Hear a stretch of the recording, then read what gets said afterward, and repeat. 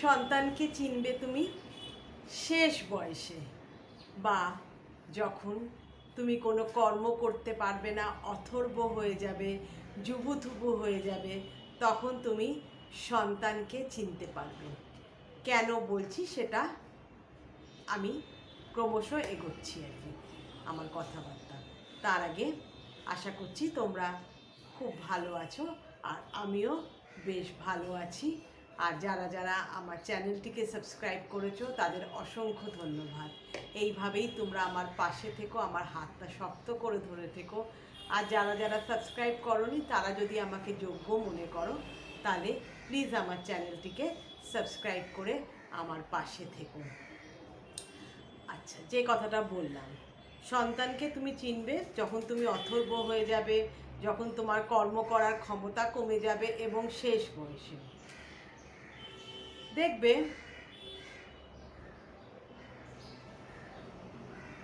মারা আজকাল ছেলেমেয়েরা একটু কিছু ভালো করলে বা তাদের অল্প একটু ভালোবাসা দিলে, নিজের পায়ে দাঁড়াবার পরের কথা বলছি, একেবারে আপ্লুত হয়ে যায়, মানে তার মতন সন্তান যেন আর হয় না। অনেকে আবার বলে আমার ছেলে বা মেয়ে যেই হোক না কেন তার ক্রেডিট কার্ডটা আমার কাছে রেখে দিয়েছে, যদি আমার কোনো কারণে আমি বাজার হাট করতে চাই তো ওই কার্ডটা আমি ইউজ করতে পারি। কতক্ষণ?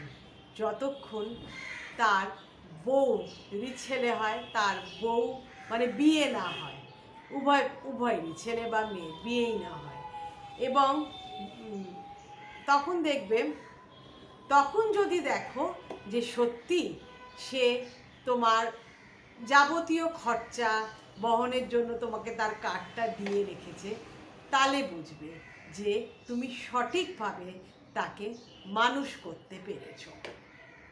এবং দেখবে যে তোমার সন্তানরা যখন চাকরি করার পর বা চাকরি না করেও যে তাদের টাকা জমিয়ে তোমাকে রেস্টুরেন্টে খাওয়াতে নিয়ে যাচ্ছে, বা তোমাকে একটা তোমার কোনো স্মরণীয় দিনে, ম্যারেজ অ্যানিভার্সারি হোক বা জন্মদিনে হোক, তোমাকে একটা শাড়ি কিনে দিচ্ছে, বা পুরুষ হলে তার বাবাকে একটা টি শার্ট কিনে দিচ্ছে বা ভালো জামা কাপড় কিনে দিচ্ছে, এইটা দেখে ভুলে যেও না।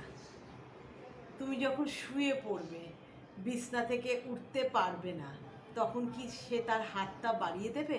তখন দেখবে তোমার জন্য একটা পয়সা খরচা করতে সে দুবার ভাববে। কিন্তু তুমি কি দুবার ভেবেছিলে যখন সে ছোট ছিল? চাকরি করা মা বাবারা অনেক সময় তাদের, বিশেষ করে মাদের, তাদের চাকরি ছেড়ে দিতে হয়েছে। কেন? তার সন্তান বাড়িতে একা থাকবে, তাকে দেখার কিছু নেই, মানে কেউ নেই। মা কিন্তু হাসতে হাসতে তার একটা মোটা মাইনের চাকরি ছেড়ে দিতে পারে, একেই বলে মা। এবং বাবা তার শেষ সম্বলটুকু দিয়ে তার সন্তানের শখ আহ্লাদ মেটাবার চেষ্টা করে। কিন্তু এক্ষেত্রে আমি বলবো, তোমার সন্তান তো চাকরি ছেড়ে দেবে কেন?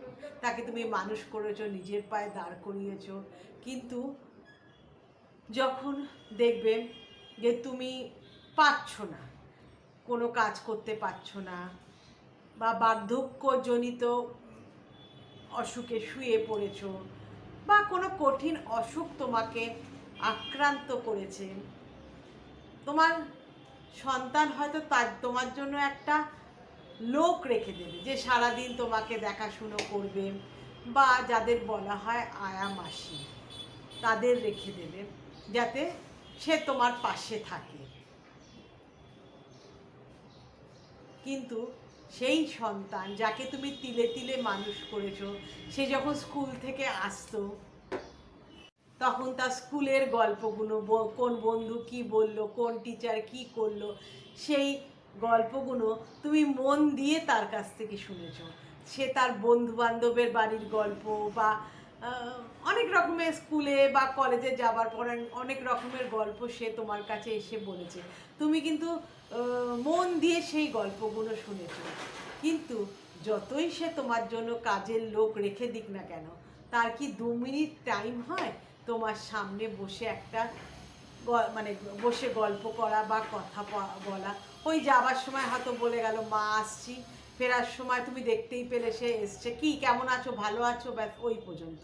মোবাইল নিয়ে বসে গেল, ল্যাপটপে এখন তো ওয়ার্ক ফ্রম হোম হয় এবং বাড়িতে আসার পরও তাদের কাজকর্ম করতে হয়।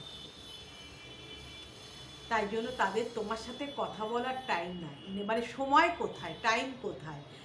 হয়তো তোমাকে একটা এসি ঘরের মধ্যে খুব যত্ন সহকারে রেখেছে, কিন্তু তোমার মন থেকে চাইছে তোমার ছেলেটি বা মেয়েটির সঙ্গে একটু কথা বলতে, একটু গল্প করতে। তোমার যে এই কিছু মানে হয় না যে পুরোনো দিনের অনেক কথা দেখবে বয়সকালে মনে পড়ে। আমার মারও মনে পড়তো, জানো তো। সাথে তুমি তো সে তখন শেয়ার করতে চাইছে তোমার সঙ্গে, বা এমনিই বলতে চাও না কেন, সারাদিন সে মুখ বুজে শুয়ে আছে বিছনায়, তার হয়তো তোমার সঙ্গে কথা বলতে ইচ্ছে করছে, তার কিন্তু সময় নেই। তাই জন্যই বললাম, তোমার মেয়ে তোমাকে সোনার দুল গড়িয়ে দিল, চাকরি পেয়ে একটা ভালো দামি শাড়ি দিল, আমি মেয়ের কথাও বলছি, রেস্টুরেন্টে খাওয়ালো, এবং বিয়ের পর দেখবে সে হয়তো মাঝে মধ্যেই ঘন ঘন তার অফিস ফেরত তোমার কাছে আসছে। হ্যাঁ, তুমি বলতে চাইছো আমার মেয়ে শ্বশুরবাড়িতে গিয়েও আমাকে মনে রেখেছে। যখন তার সন্তান হবে মেয়েটির, তখন সে তোমাকে বলছে যে আমার শ্বশুরবাড়িতে না এই রান্নাটা হয় না, মা তুমি এটা করে পাঠাবে বা করে রেখো, আমি গিয়ে খাবো। তখন দেখবে অতিরিক্ত তোমাকে কেয়ার করছে যে বাবা তোমার কাজের লোক আসছে না, তোমাকে আমি একটা ওয়াশিং মেশিন কিনে দিচ্ছি, বা একটা ঘর পরিষ্কার করার জন্য একটা মেশিন কিনে দিচ্ছি। এখন তো নানা রকমের হয়েছে, ডিশ ক্লিনার হয়েছে, নানা রকমের হয়েছে, কিনে দিচ্ছি। কেন করছে বলো তো? ওই সন্তানটা হওয়ার পর তো সে তোমার কাছেই থাকবে, তোমাকেই তো সে দেখাশুনো করতে হবে। হয়তো সে চাকরিজীবী বলে সে একটা কাজের মেয়ে বা ন্যানি রেখেছে, কিন্তু সে তো সারাদিন 24 ঘন্টা থাকবে না। তারপরে তো তার সন্তানকে দেখাশুনো করার ভার তোমার। যখন সে চাকরি করে এসে টায়ার্ড হয়ে যাবে, রাত্রিবেলা তার ঘুম প্রয়োজন, তখন রাত জেগে তুমি তার সন্তানটাকে কোলে পিঠে করে মানুষ করছো। এমনও হয় যে মেয়ে চাকরি করছে, বাচ্চাকে স্কুল থেকে ফেরত এনে তুমি তোমার বাড়িতে রেখেছো, তাকে খাওয়াচ্ছ, নাওয়াচ্ছ, ঘুম পাড়াচ্ছ। সন্ধেবেলা তোমার মেয়ে এসে তোমার সাথে মানে কথা বলারও সময় নেই, মা যাই ওকে গিয়ে হোমওয়ার্ক করাতে হবে, পড়াতে বসাতে হবে, এক কাপ কফি করতে পারলে করে দাও তো, করে তার মেয়ে বা ছেলেকে বোঝকা করে নিয়ে সে চলে যায়। এটাই হলো জীবন। তাই জন্য আমার বলার এতগুলো কথা আমি কেন বললাম, তো একটা বয়সের পর নিশ্চয়ই যখন তোমার সন্তান হবে, সন্তান ধীরে ধীরে বড় হচ্ছে, তার পাশে থাকবে, সে যাতে ঠিকভাবে মানুষ হতে পারে, নিজের পায়ে দাঁড়াতে পারে, সেটা দেখার কর্তব্য তো মায়েরই এবং বাবারও অবশ্যই। কিন্তু মাকে বলছি কেন, মাই হয়, সেই জন্যই বলছি।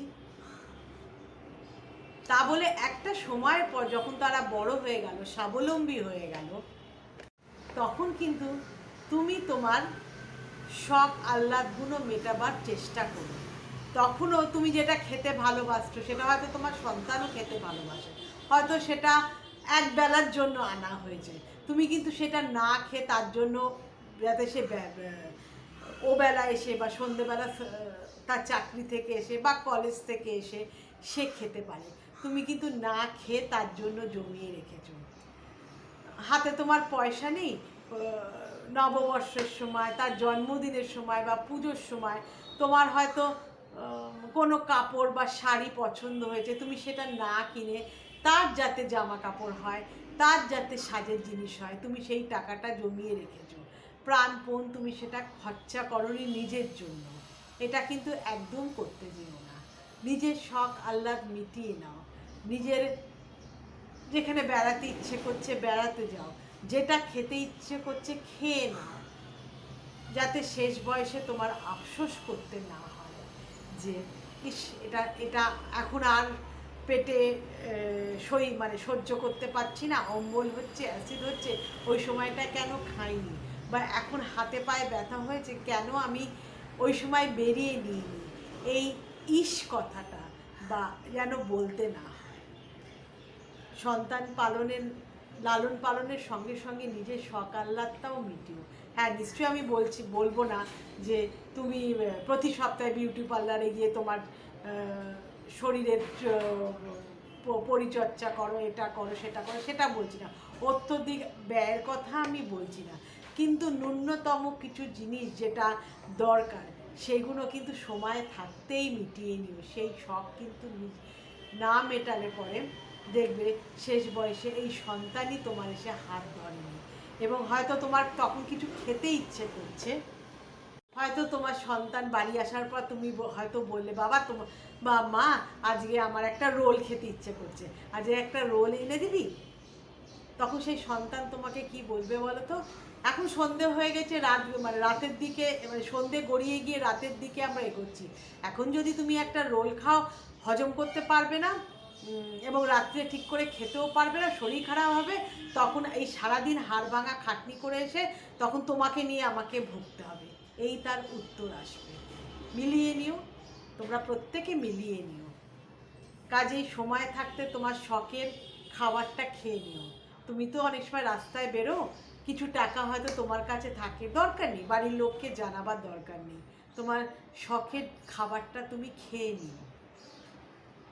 শেষ বয়সে দেখবে তোমাকে একটা খাবারের জন্য হিসেব দিতে হবে, যে আমি আমার কথা বলছি বা আমার মতো গৃহবধূদের কথা বলছি, ওয়ার্কিং ওম্যানদের কথা আমি বলছি না, কারণ তাদের হাতে টাকা থাকে, তারা ইচ্ছে করলে তাদের শখ আহ্লাদ মেটাতে পারে, কিন্তু তারা কিন্তু মেটায় না, সেটা জমায় তার সন্তানের লেখাপড়ার জন্য, তাদের কোয়ালিফিকেশান বাড়াবার জন্য সে জমিয়ে রেখে দেয়।